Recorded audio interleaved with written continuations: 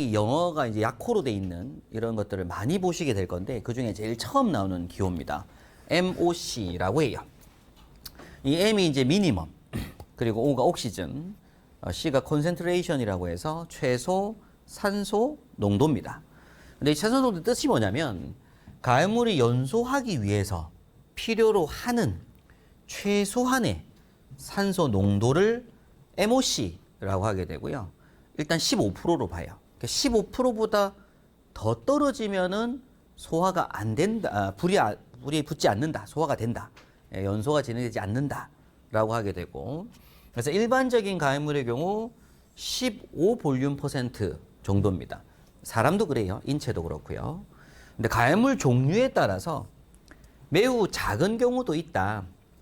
탄화수소의 경우 다음 식에 의한 추정이 가능하다라고 해서 이제 아셔야 될 건 MOC가 뭐죠? 라고 했을 때 최소 산소 농도라는 걸 아셔야 되고 일반적으로는 몇 퍼센트 정도라고요? 15%라고요. 그렇게 외우시면 돼요. 그 다음 탄화수소류들 같은 경우에는 15보다 더 낮은 퍼센트를 가지는 물질들도 다양하게 존재를 하는데 일반적으로 계산식상으로 이렇게 풀 수도 있다. 당연히 그게 시험에 나오는 거고요. 그래서 MOC를 계산 문제로 푼다고 하게 되면 이렇게 풀겠다라고 합니다.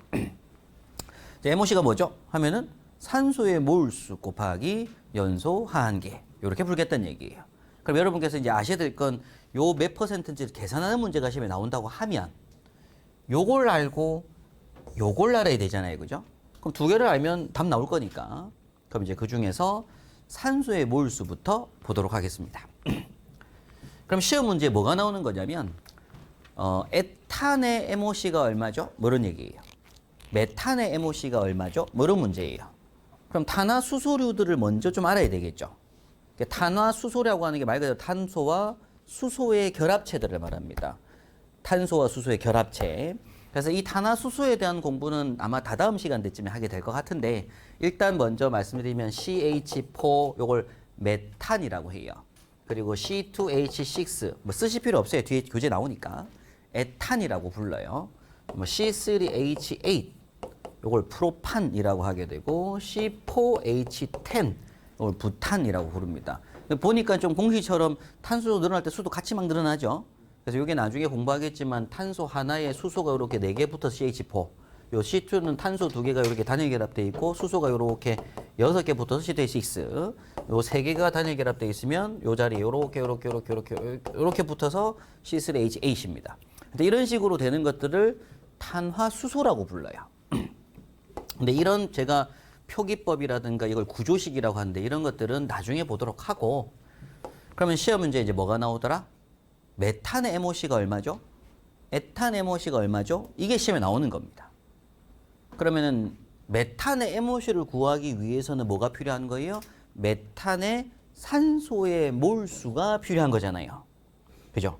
그러면 이제 산소의 몰수를 또 구하기 위해서는 완전연소 반응식 공부를 또 해야 됩니다. 그래서 지금부터 설명드릴 건 뭐냐면 완전연소 반응식 설명을 드릴 거예요. 지금부터 설명드릴 건. 그러면 일단 먼저 메탄입니다. 자, CH4가 연소를 하고 싶어요. 연소를 하려면 당연히 뭐가 필요하다?